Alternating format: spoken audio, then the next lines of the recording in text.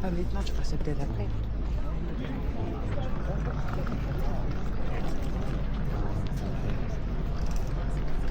강호까지 행진을 하나 본데요.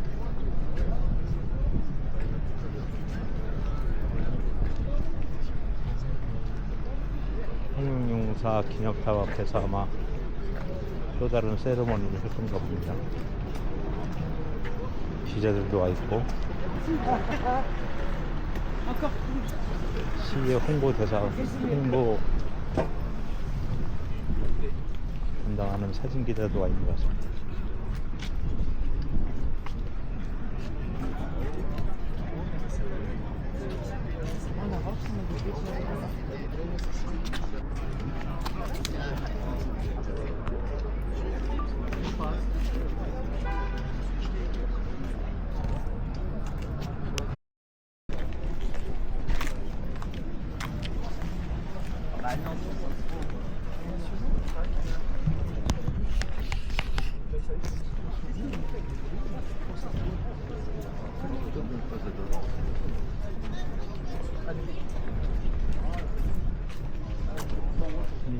수방대원까지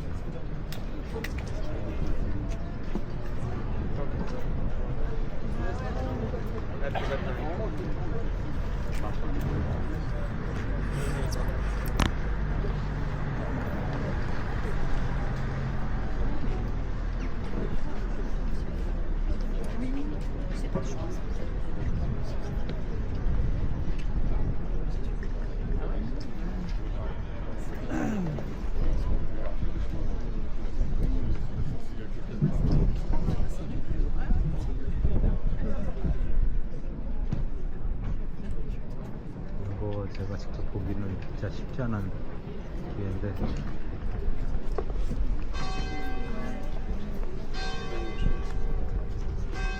시간이 정해져 있는 거라네.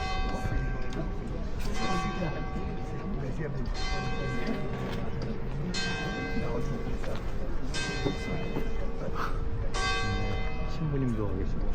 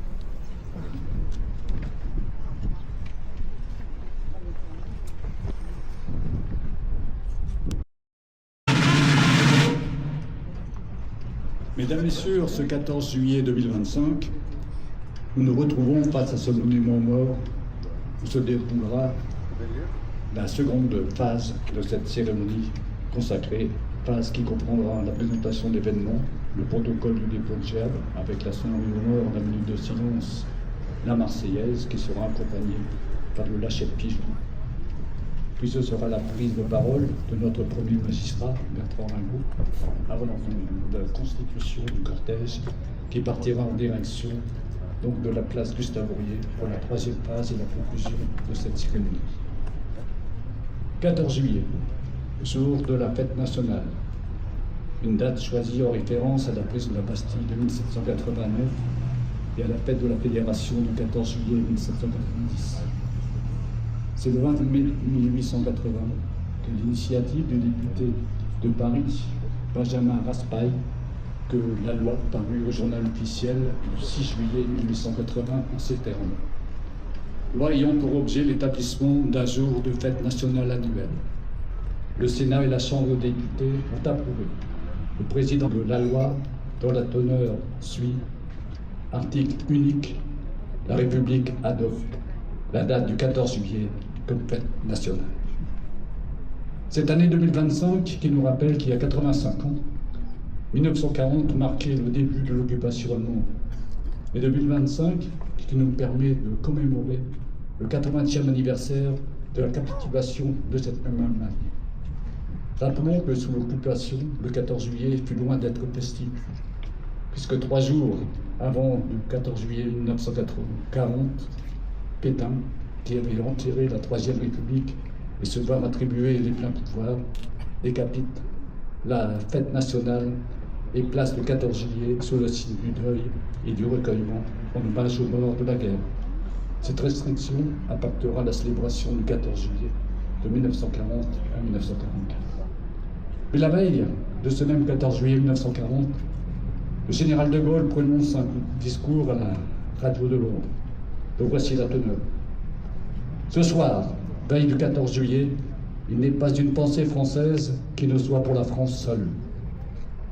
Non pas, bien entendu, que nous devions nous tenir plongés dans l'affliction, ni nous ensevelir dans la résignation. Cet excès de douleur et cet abandon feraient le jeu de nos ennemis. Le slogan d'une France pécheresse, justement punie de ses fautes et qui court à l'expiation, voilà qui convient tout à fait à nos vainqueurs du moment. Voilà qui répond trop bien aux remords et aux intérêts de ceux qui ont capitulé. Pour l'instant, il s'agit de faire tout le possible, activement ou passivement, pour que l'ennemi soit battu. Qu'il le soit, et nous renaîtrons. Qu'il ne le soit pas, et chaque jour, il nous brisera, nous pillera, nous étouffera davantage. Prétendre que la France puisse être et demeurer la France sous la botte d'Hitler et le sabot de Mussolini, c'est de la sénilité ou de la trahison. Et c'est encore de la sénilité ou bien de la trahison que de prétendre que la guerre est une entreprise désespérée. Ceux qui le disent à la France, à supposer qu'ils le disent de bonne foi, prouvent qu'ils n'ont rien compris au monde tel qu'il est. Le monde ne se limite pas au champ de bataille sur lequel l'incompréhension de nos chefs nous livra sans moyens à la force mécanique allemande. Le monde comprend une Europe où nos alliés anglais, qui déjà tiennent les mers et commencent à dominer le ciel, se renforcent chaque jour. Le monde comprend une Afrique, une Asie, une Amérique, pleine d'immenses possibilités. Oui, l'ennemi a réussi à réduire plusieurs de ses voisins immédiats, mais chaque pas en avant le met devant une tâche plus dure. La France, même partagée, même pillée, même livrée, n'a pas à jouer perdu. Eh bien, puisque ceux qui avaient le devoir de manier l'épée de la France l'ont laissé tomber, brisé, moi, j'ai ramassé le tronçon du glaive. Je suis en mesure d'annoncer qu'il existe déjà sous mes ordres une force militaire appréciable, capable de combattre à tout instant sur terre, dans les airs et sur mer. J'ajoute que cette force augmente tous les jours et je veux que l'on sache de quelle magnifique qualité est la jeunesse française qui accourt s'y engager. Il n'y a pas à douter une seconde que cette force ira croissant au fur et à mesure de la guerre. Français, sachez-le, vous avez encore une armée de combat. Si donc le 14 juillet 1940 est un jour de deuil pour la patrie, ce doit être en même temps une journée de sourde espérance. Oui, la victoire sera remportée et elle le sera, j'en réponds, avec le concours des armes de la France. Le 14 juillet, jour de fête nationale, est aussi, rappelons-le, l'occasion pour les Françaises et Français de célébrer les symboles et les valeurs de la République. symboles et valeurs de la République, repris aussi dans la Constitution de 1958, adoptée le 4 octobre, notamment dans son article 2, où il est précisé « La langue de la République est le français. L'emblème national est le drapeau tricolore, bleu, blanc, rouge. L'hymne national est la Marseillaise. La devise de la République est liberté, égalité, fraternité. Son principe est gouvernement du peuple, par le peuple et pour le peuple. Et donc maintenant, comme annoncé tout à l'heure, nous allons, dans quelques instants, procéder au dépôt de gerbe, suivi de la sonnerie aux morts qui retentit pour la première fois le 14 juillet 1931. Puis ce sera le temps du recueillement, qui devint officiel le 11 novembre 1922. Et enfin, retentira la Marseillaise, notre hymne national, officiellement depuis le 14 février 1879.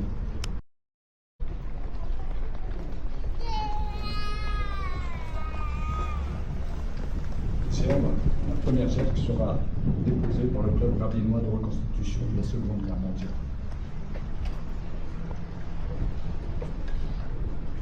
C'est vrai?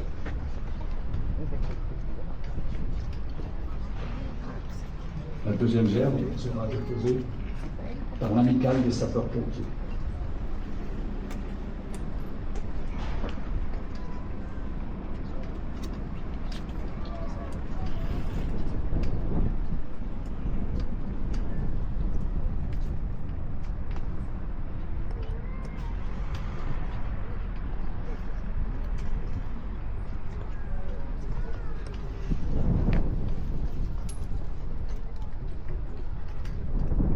La gerbe des jeunes sapeurs-pompiers.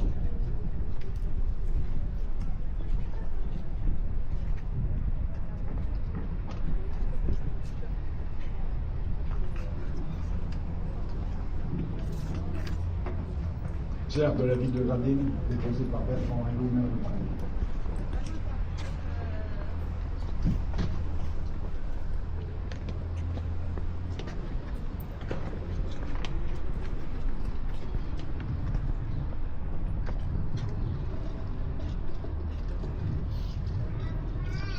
Aux morts.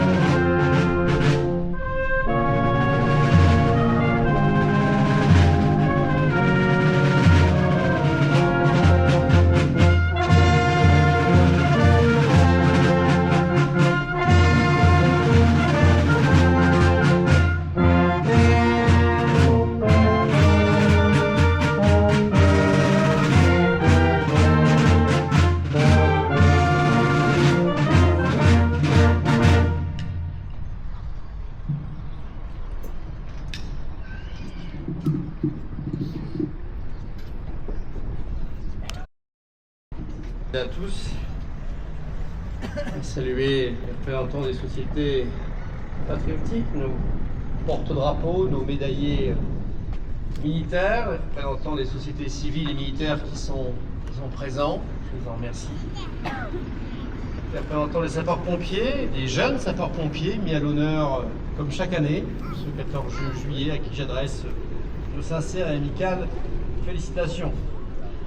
Salut les représentants de la police nationale, de la gendarmerie nationale, les représentants des associations, bien évidemment l'harmonie batterie municipale de Gravelines, son directeur et ses musiciens, les enfants du conseil municipal des jeunes, merci aussi de leur présence avec leurs accompagnants, mes chers collègues du conseil municipal, bien évidemment, tous très heureux de vous accueillir. Nous sommes à Paris, un matin de juillet 1700, jamais définitivement acquise. Elle repose sur un socle précieux mais vulnérable. Le respect des droits, le dialogue, la tolérance, la justice. Elle exige de nous tous finalement une vie. Elle se construit chaque jour dans nos engagements, nos paroles et nos choix. En cela, l'action vers la jeunesse est essentielle. Je veux aujourd'hui rendre hommage à celles et ceux qui font vivre notre République au quotidien, à nos forces de sécurité et de secours, mises en valeur aujourd'hui du centre d'incendie et de secours de Gravelines, à saluer son responsable, Régis Gournay, avec qui nous entretenons des rapports étroits pour faire face aux difficultés que nous avons ces derniers temps, disons-le, rencontrées et affrontées courageusement, tous ensemble. Je pense bien sûr à l'incendie de Sportica. Je salue les militaires présents aux quatre coins du monde, aux gendarmes, policiers nationaux et municipaux, les pompiers dans leur globalité, les agents des services publics qui font la nation, les enseignants, aux précieux médecins et soignants, à tous ces visages familiers qui incarnent finalement le service de l'intérêt général. Dans un monde parfois agité, ils sont les repères stables de notre société. Le service public contribue à ce ciment qui fait société. Je veux aussi saluer la présence des jeunes sapeurs-pompiers et les féliciter à nouveau. Vous recevez vos galons. C'est plus qu'une récompense, c'est un passage. Celui de jeunes citoyens qui ont choisi très tôt de s'engager.